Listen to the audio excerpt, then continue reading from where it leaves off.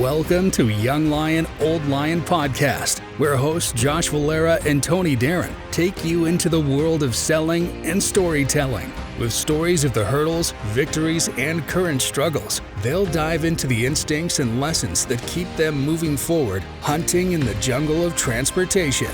Welcome back. I'm Josh Valera. I'm Tony Darren. And today, we're going to talk about one of my biggest weaknesses as a leader. Wow. We are? Yeah, pretty much. All right. Well, that's cool. I guess let's find that out first. Yeah. I mean, so where I excel at, right, is Excel. It is the data-driven analytics stuff, right? I can find the problems in the numbers. Yeah. I can come up with solutions on different ways we can fix it. But implementing the solutions with the people part, the most important part, right? That's where I lack. So why don't you tell me and everybody kind of why it is that way? There's a reason why there's a strength with where you're focused in, and there's not a strength where the people come in. Why data? Why does that make sense to you? When did it? Fair. That is pretty fair. So I would probably say that the data part is something objective. It's something that, I mean, it is what it is, and you can hate it, you can be upset about it, or you can fix it. So for me, it was kind of a black and white way to say, here's where our problems are. If you do X, Y, and Z, problems go away. Yeah. Now, just punch the mic. So. I hope it's good. So with that, it's as simple as doing X, Y, and Z, but it's never as simple as doing X, Y, and Z, right? Who's doing X, Y, and Z? Exactly. Yeah. So if I'm doing it, and this is where probably this whole process and issue came about, is I used to be the one fixing the problem myself, all by myself. And so I got, good at the data analytics part because all I was doing was looking at my own numbers of my own progress or decline. Yeah. And making the corrections from that. Yeah.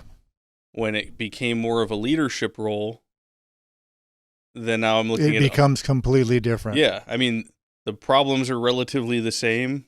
The solutions are relatively the same on the objective level, but on the subjective level, how do I motivate this person? Right? Two totally different skill sets. Yeah. I mean, first of all, there's a couple of challenges there. What's a strength is that if you're a standalone employee doing something, trying to drive the needle, you adhere to measurements because you want to know how it's going, how it's doing. So that's where I think people that are results driven doers, they find comfort in that because it's your scoreboard. Yeah.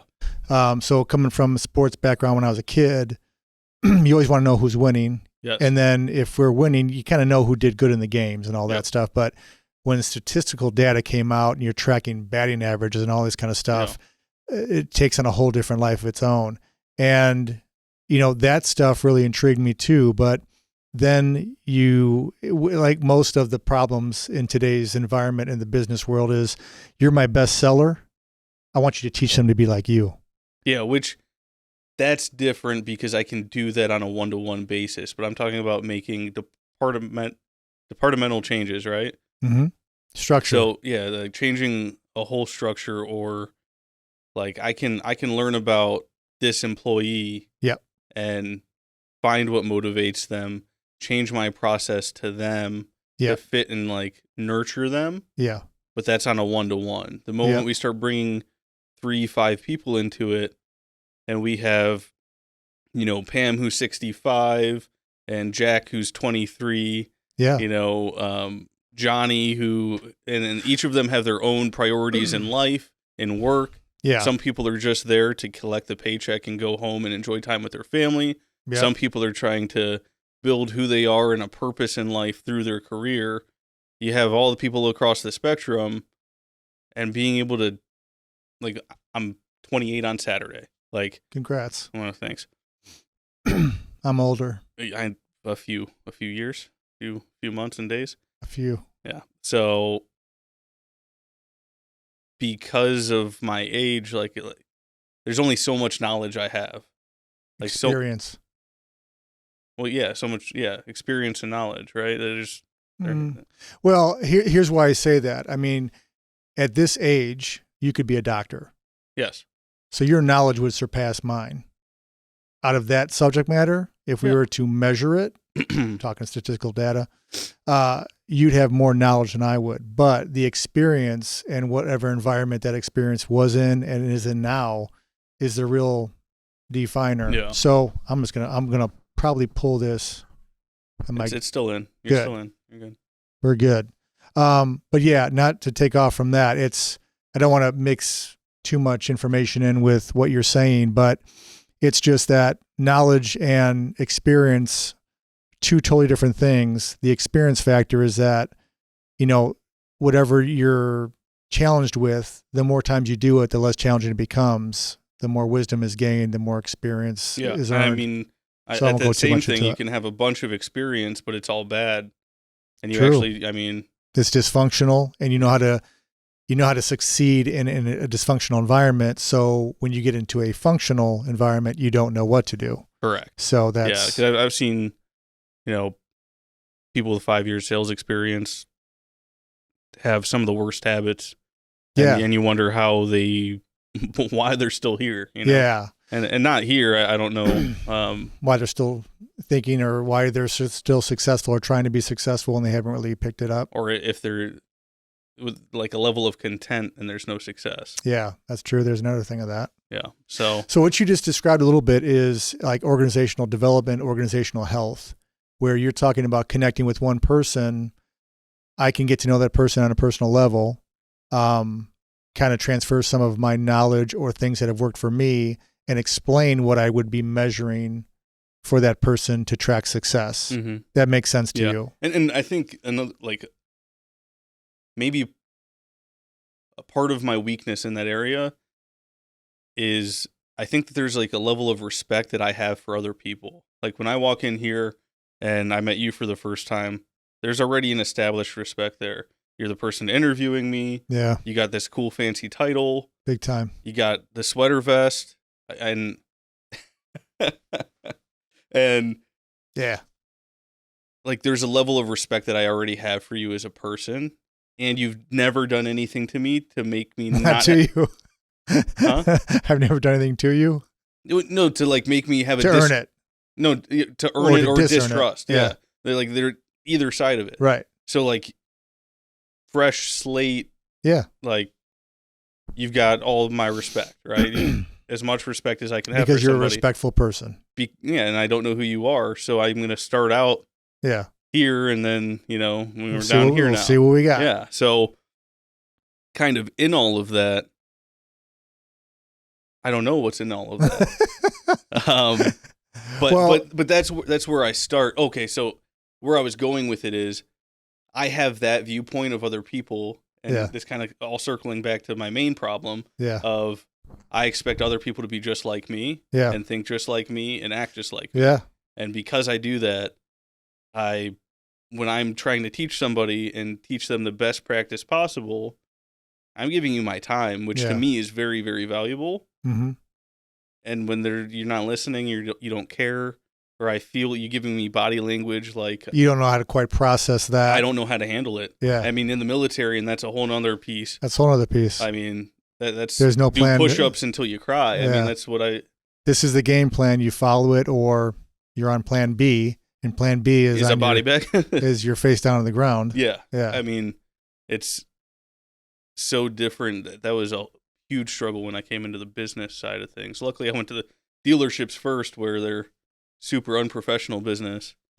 Yeah, I mean, that is important, but I don't want to get into the dysfunctional environments because, sometime in the back office of sales room, if it's a certain demographic of person, I mean, and there's a bad leader or there's a bad culture, it's a petri dish of problems. But I want to go back into the statistical part of this because that's really, as leaders, we try to track this. I mean, as a sales leader, you're taking a look at what are my lead and lag measurements. We talked about the 4 disciplines of execution. All these things are important. What is leading me to the final number I need to get better for us to win? Yeah. All that stuff makes sense to somebody who's actively doing it. Now you're talking about transferring that to one person. That can work. Yes. If that doesn't work, maybe you found the wrong person. I can go to plan B, like a plan B person, or, go one by one. But when you're talking about stepping into an environment that already has a culture built, you've got to take the person that you are, which, let's just say it's successful. The habits you have are successful. You're tracking measurements. Or I've stolen habits from successful people. Either way. I mean, you're on a game plan that is tracking measurements of success. Yeah. And you're trying to increase those measurements or calculations or what have yous, the sum of those parts. But the other people involved, and we talked a little bit about this last week's show, is not everybody might not be on your same page. Yeah. So you come out as, and this is the kind of what I'm explaining is the cultural issue that's out there in sales forces throughout the U.S. is not just in transportation. You're the shining star. The leader of the organization says, make everybody else like you, man. Yeah. Why? Yeah, it makes sense. It's just impossible. Can't make everybody to be like you. Everybody's very individual. They're individuals, I should say. So all this to say, you have to come in and take the strengths that you have and try to help make other people better with those strengths that you have. Yeah. And not destroy trust, destroy the environment. And that's something that is going to be a challenge no matter who you are and where you go. Yeah. So I wouldn't be too hard on myself if I were you. As far as the people person I'm always stuff. hard on myself. Yeah. We've had conversations about that too. Yeah. Overcritical. I mean, you're constantly trying to improve. You're constantly trying to get better. Yeah, I'm trying to move the bar 1% every day. So I'm going to be hard on myself, and I'm going to. Yeah. And how do you calculate percentages? You do the math. You run the data. Yeah. So let's get into statistical data, the measurements anyway. So I'm looking at the camera can't see it, but what I'm looking at is kind of the calls that went out today. We've talked about this as well. Let's see, decision maker connections in total. Who did I speak to at the organization? Mm-hmm. That counts. Total connects.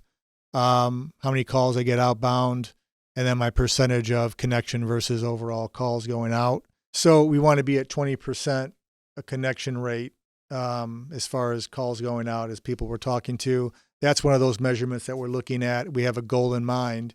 But let's say that you're talking to 20% of the people you call out to. Mm-hmm. What if you just, hi, and hang up the phone?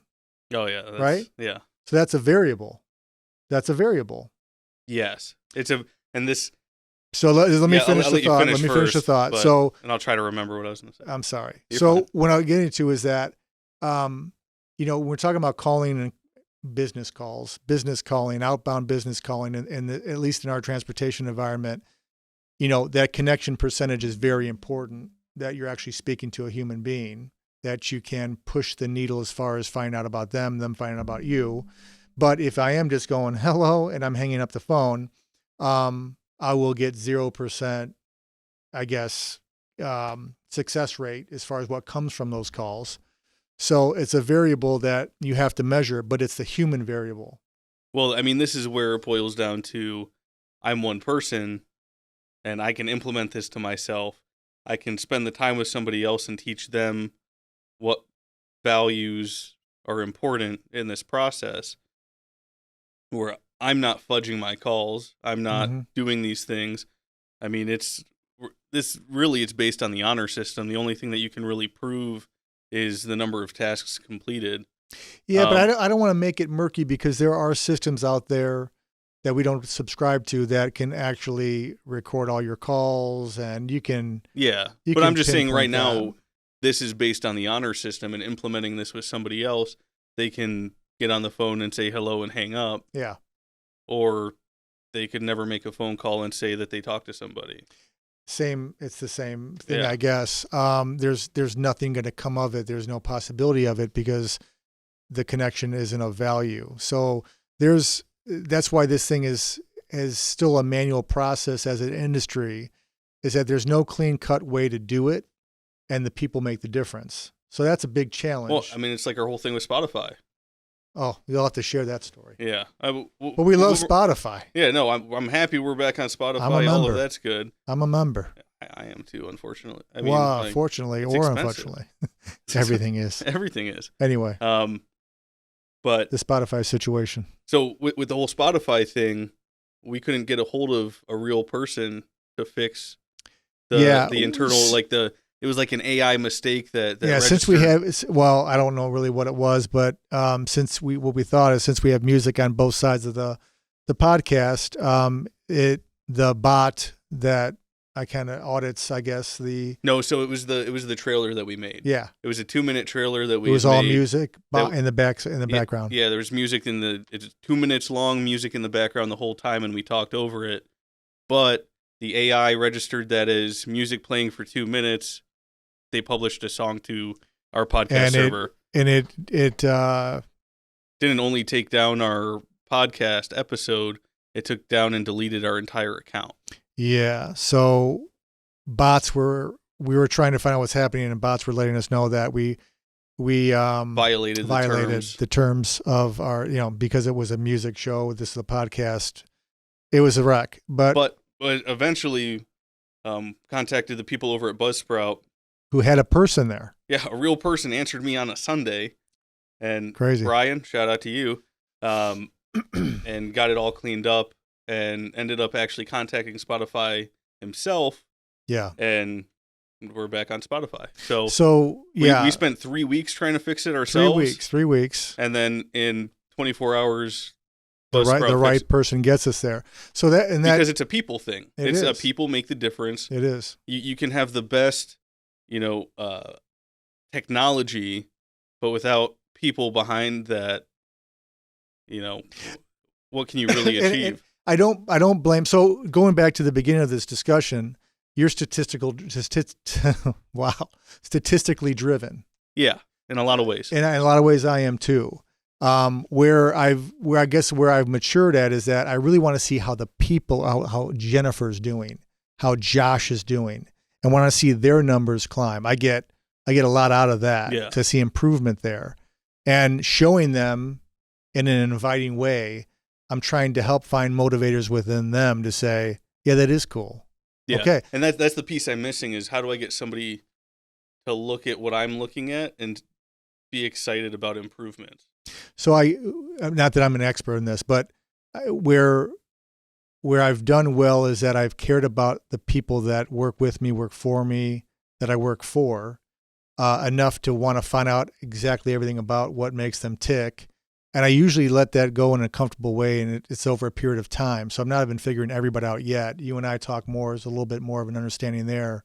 But knowing that this person doesn't look at statistical data, walking them through the pieces around what is being measured that they are interested in is something I would look for.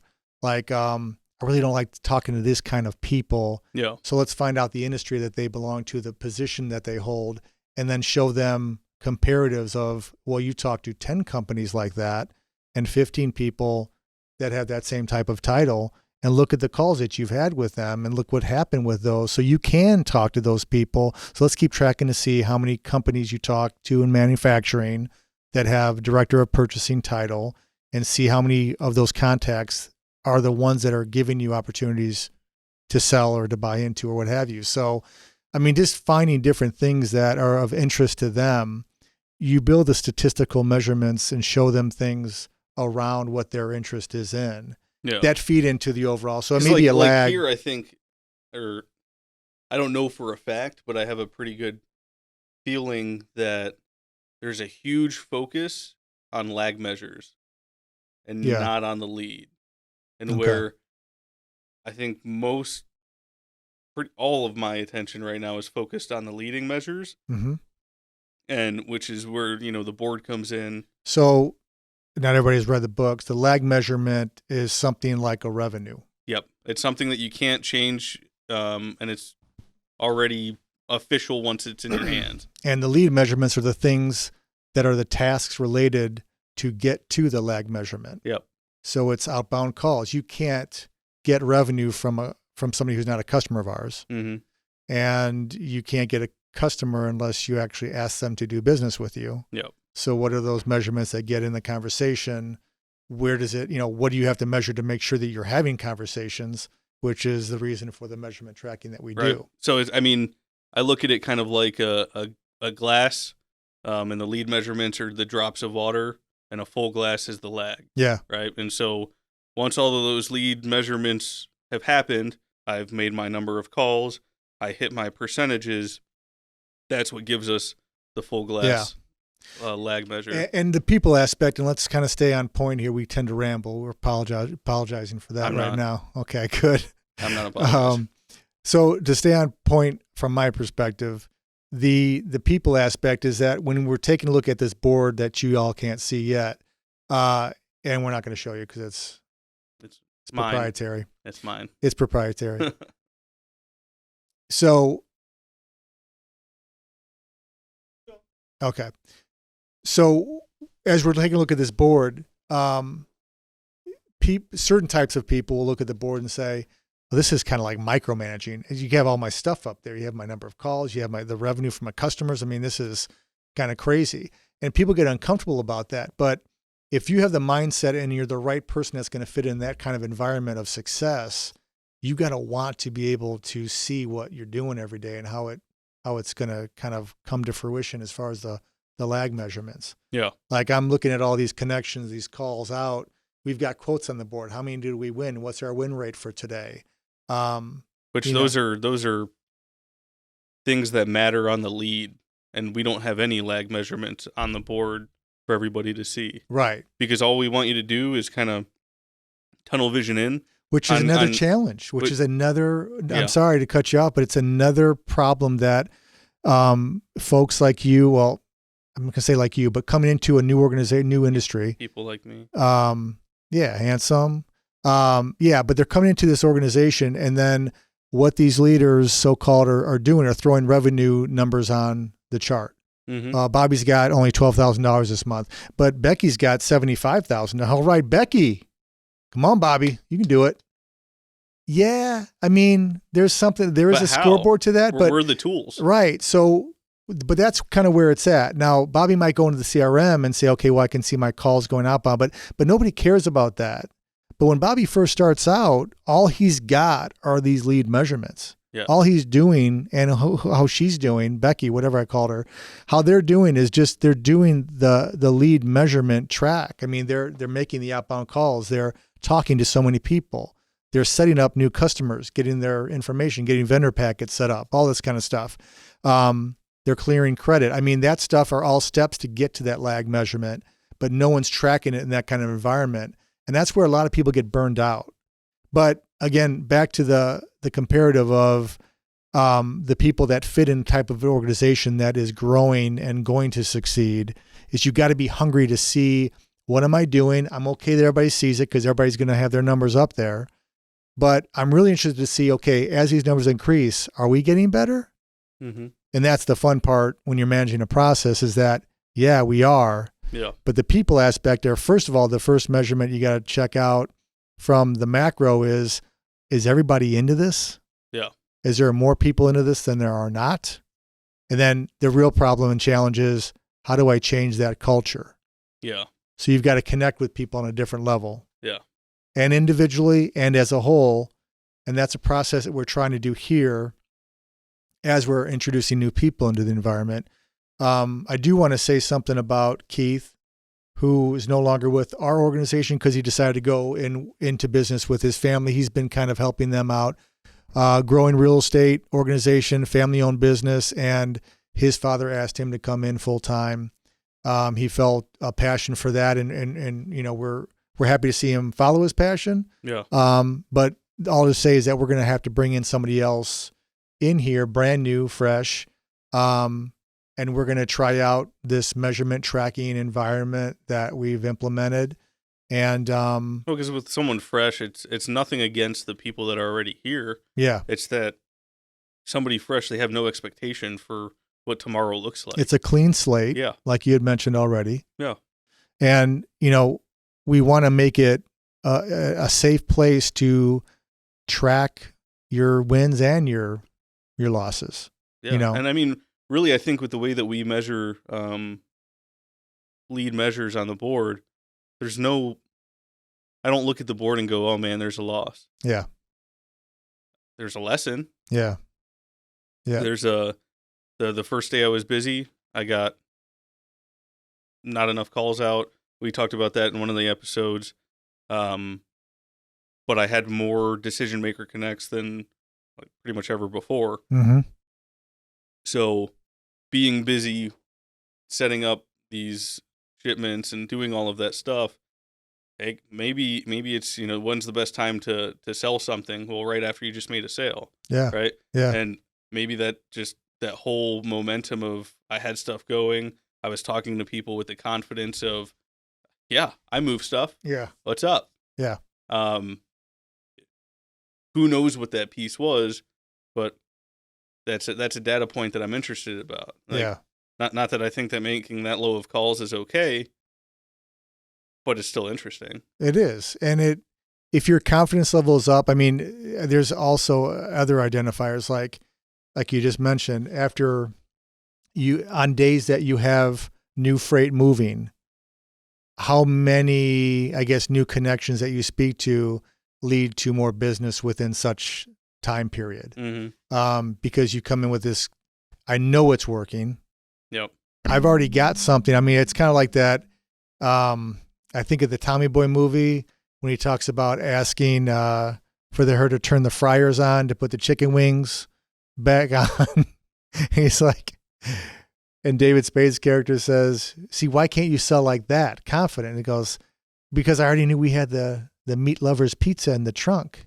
So this was, I'm good either way. Right. That's what I think about when you mentioned that example. And it's like, yeah, you can't lose anything. That's additionally, but I think it's kind of the same point. I mean, well, he wasn't going to lose anything in the kitchen.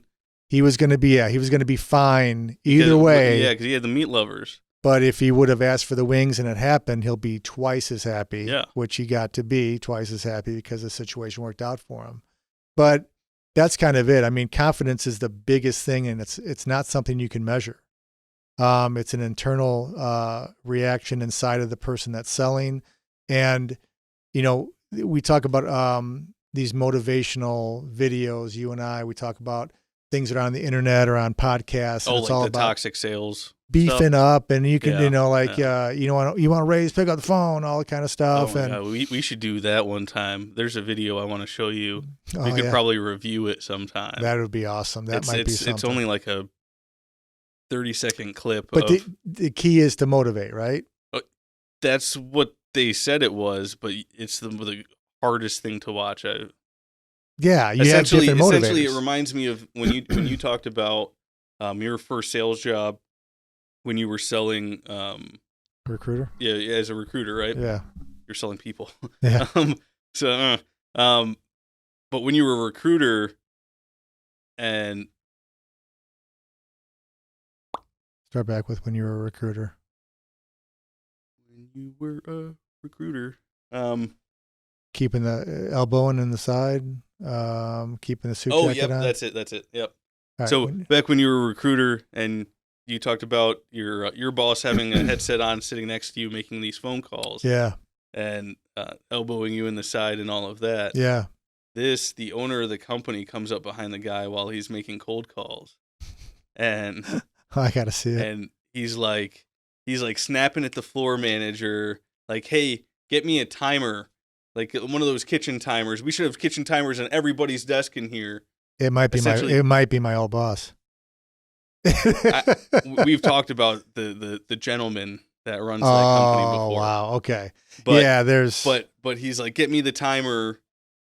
Yeah, it was supposed to be motivation, but he's got the kitchen timers he wants on everybody's desk, and he's like, essentially telling the salesperson to stick to the script and say nothing else other than the script. And if he's not anywhere by the time the timer goes off, or it's either keeping the call length super short, and if they're not getting anywhere, to move on. Yeah. To get like just plain rotations, or it was how many calls an hour they're making. But no matter what, it's about call volume and no regard to quality of call. Yeah. Or to rapport established or any of that. Yep. nothing of it was about a salesperson improving themselves and being able to have those conversations. Mm-hmm. From the little piece that he said in the video, all he wanted that salesperson to do, which really the call center operator to do, Mm-hmm.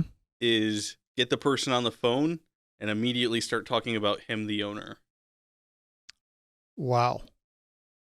Like, the owner asked me to call you. The owner wants me to, insert person's name. And it was all about, this person is so amazing.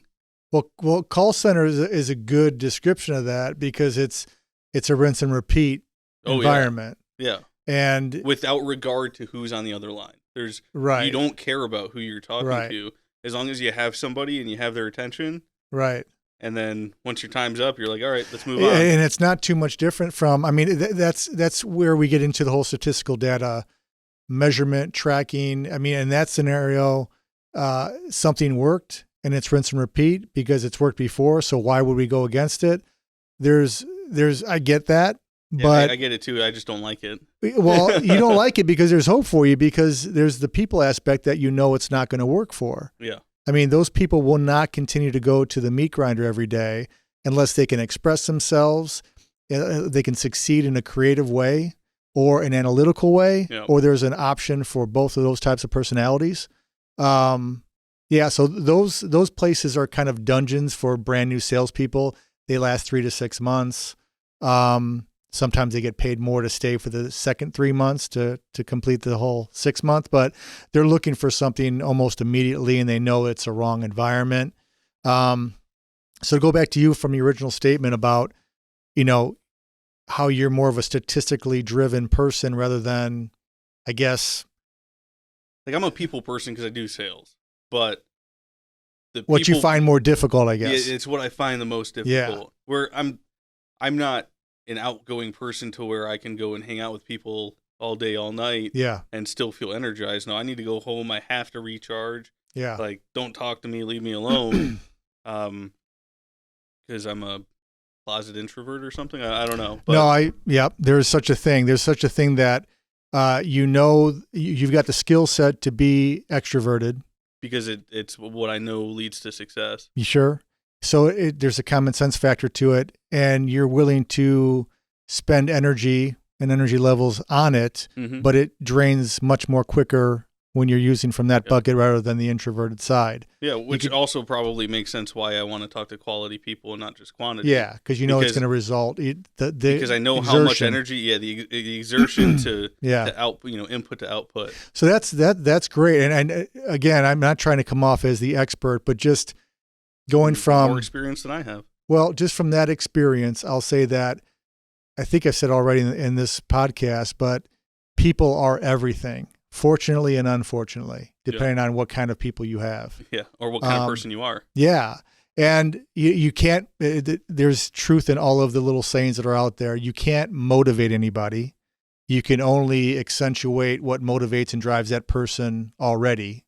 Yeah. So you're not going to be able to be a good leader or to be able to take statistical data driven by those people in your firm unless you know exactly what drives them. And it starts at the hiring process. Ask the tough questions. We talked about things. We got to know each other on a business level, but hey, what drives you? Hey, take a look at this. And you and I watched a video in the first couple of weeks. Oh, yeah. And I said, from what I'm getting from you, I think you're going to get value out of this. And I want to connect with you by showing you what this is, what it means to me, and what I think it might mean to you. What was that called? It was it was like a play. Yeah, it was, I always forget it. In and of itself. In and of itself. And it's on Hulu. It's a Hulu original, I believe. I don't recall the guy that did the actual live show. It's fantastic. It's fantastic. Watch it. But it's deep. It's deep. That's the issue, is that I don't think there's only a portion of people that are going to get maybe the right stuff out of it. Maybe. They might be entertained by it. It goes into a broad spectrum of different emotions. It's the difference of like, it's over and you go, oh, well, that was nice. Versus like, you're like sitting there and your hand goes on your head and you're like, oh man, I have so much to unpack. Yeah. And that's where it hit me, where I was like, man, I have so much to unpack.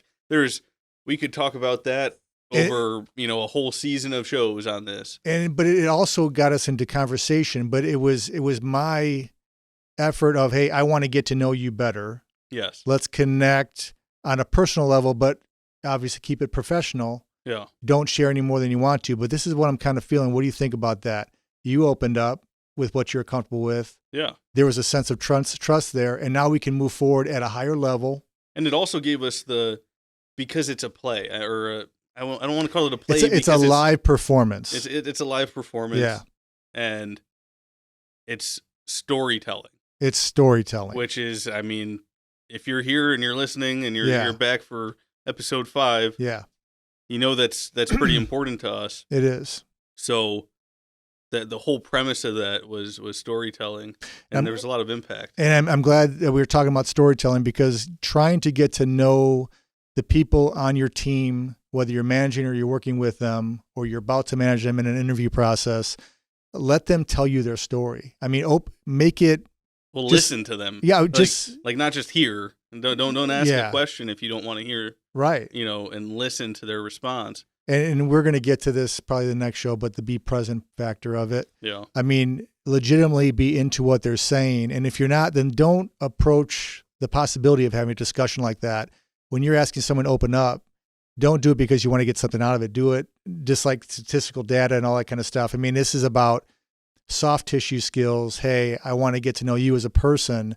It may not make sense right now, but I'll know what your parameters are, or at least get a little bit better glimpse of what that is, what drives you, what does motivate you. And then I can find things in our day together, whether I'm managing you, whether I'm working side by side with you. You're already connecting on people in a personal level. Music. It's important to have other extracurricular things going on in the work environment to get people's personalities out there. That's why the music is allowed to be played. It's the environment. There's work environments where there's no music. But I'm going to talk to the team tomorrow about every day or every week, I don't know yet, you're going to play your playlist. And that's going to let us know more about you. Mm-hmm. And then we're going to have stories and talks about why do you like that song? I like that song too. When did you start listening to that song? Is it when you came over to my computer and you heard Marky Mark and the Funky Bunch playing? Who would have thought? So it's the statistical data is important to measure the success that's being built. Yeah. But if you don't know the people, aren't connected to the people, don't care about the people, you're not going to build anything anyway. And you can't fake caring either. Oh no. Because it's transparent to everybody except you. The only person you're fooling is yourself. Yeah. So you can't measure that part, which is what makes sales and sales leadership probably one of the most hardest things you could possibly do. Human resources is hard, but there are laws and bylaws. There's employee rules. There's company policies that you can all adhere to. When you're in a sales environment, you're asking someone to do labor in a soft skill or kind of a... I think soft skill's right. Soft skill type of environment. Soft skill's right. It is. It's soft skill intensive. Yeah. And then and emotionally driven and emotionally extensive. You're extending your emotion. You should be. You should be. Yeah. You should, but this is there's multiple sides of sales, but two main polarizing methodologies behind it. Yeah. Which is volume, no feeling, no emotion, meat grinder, versus emotion selling, storytelling. Yeah, it's just the example being you said. Real. All right, you're not sticking to the script. You got to be on point. Have them talk about me. Yeah. Here's the script that you'll say. We've all been in that environment if you've been in sales for longer than 10, 15 years. It's because small-minded leaders are saying this worked in the past, let's do it again. It's someone who wants to get outside of that and say, I want you to express who you are in a professional environment and connect with that person on the level that you are. Who are you? Are you vulnerable enough to storytell about your life, to add comparatives to what that person on the other side of the phone is going through, potentially? But also, don't get me wrong, scripts have a place, especially as bringing in somebody new with no experience. There's a message to be delivered. yeah, this is the message we need to deliver. Yep. And I want you to learn this message. Yeah. And I want you to say it verbatim. And as you get repetitions and you get the message, now there's an interpretation. We'll take this sentence out. We'll add this sentence. Yeah. You maneuver the script. Correct. On week 2, on week 3. We kind of had, here's the bullet points of how important we are and how we can help people, what we feel is the best attributes of our company. What do you think? I gave you a script, you massaged it. And you know what the craziest part about the script in our case is? The script was very company heavy in the beginning. Mm-hmm. And we've seen more success in the last couple weeks as I focus less on talking about the company. And who are you? And more about who I am. Yeah. And the more I get into not personal conversations, but being more personable. Yeah, being more personable, being a person on the phone with them and not like here's everything about my company. Yep. That's where I think we can both agree that business has picked up. Yeah, no, there's been success, and just to update, probably about half a dozen to going on a dozen customers that are signed up, that are quoting and working with us. We moved a lot of freight today for folks that had just started asking us to bid on their volume, and it was a good day, being almost a snow day in the Northeast or Northwest Ohio area of the country. So that's a good thing. But yeah, I would say that to the folks listening out there, you're going to need to track you're going to need to measure and track the things that you do every day to measure and see how success is being built. But more importantly, you're going to have to be the person that wants to track it. You need to measure the lead. Yeah. Well, not the lag. Somebody else is measuring the lag already. Yeah. What are you doing each day to get to the lag, meaning the end result that your company or that you are looking for? What are you doing? What are the steps that you're doing? And start counting and measuring that. Because we talk about the small victories, right? Or winning today. Yeah, win the day. Win the right? day. So when we talk about win the day, go back to my glass of water analogy. Winning the day is adding that drop to that glass. Yeah. That little bit of water to it. That was like, man, that was a win. Mm-hmm. Cool.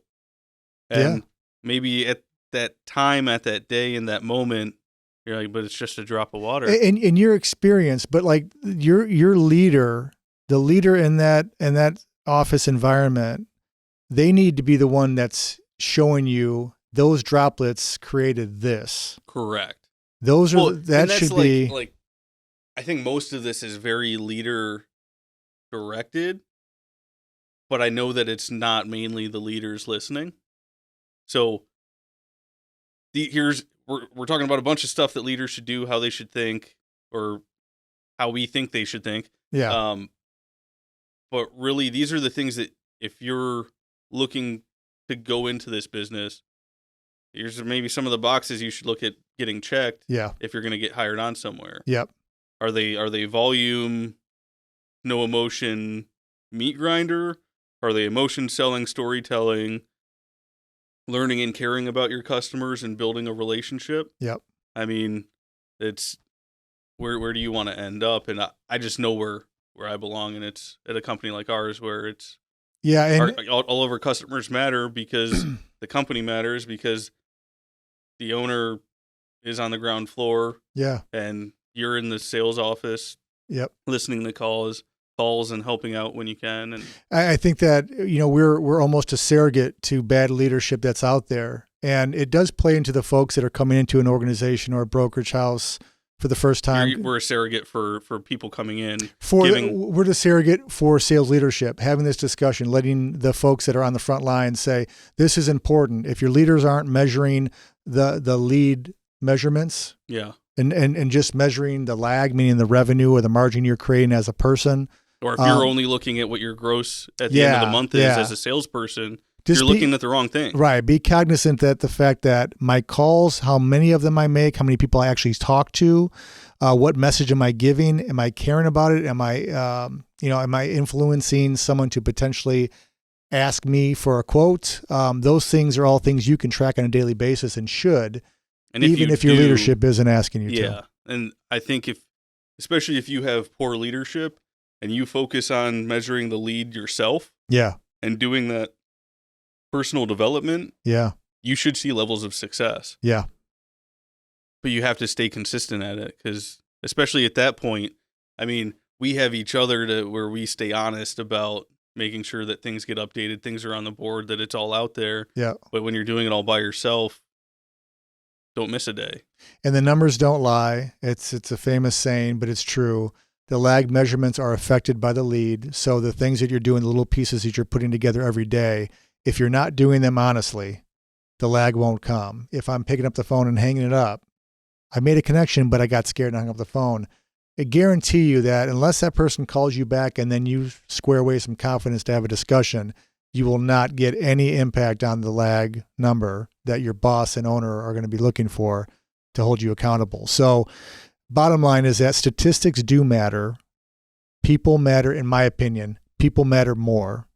The people that are behind the chairs, behind the phones, who they are, their motivational factors, how they come to work every day is the most important part of that organization succeeding, in my opinion. But that's where I'm young, and I think it's more 50-50 split. We'll stop there then.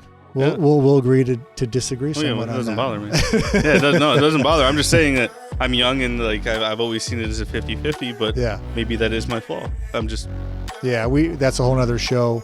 If we wanted to challenge each other on that. No. And I don't want to. I don't want to. You get every right to feel that way. I understand how you're feeling about it. I know you get it. So, I get that. And I think I felt that at one time very heavily. But I really appreciate what people come with inside of them every day. And, we had a kind of a snow day here today, and we had half an office because people couldn't make it in. They worked from home. They got their jobs done. We had a good day overall. But as a culture and environment, the office was kind of dead. Yeah. It wasn't, it didn't impact, or we could have gotten more stuff done. I think it could have been a better day if we were all together succeeding. Yeah. And that's what I'm big on. So I understand your side of it. I think next week I'd like to talk more about, there's a bunch of stuff we probably want to get into, but more about being present. Okay. What does that mean? So that I am the present. All right. Well, thank you everybody for listening and watching. And we hope that we haven't offended anybody by the way we look. So hopefully we will see you and talk to you in a few days. Yeah, sounds good.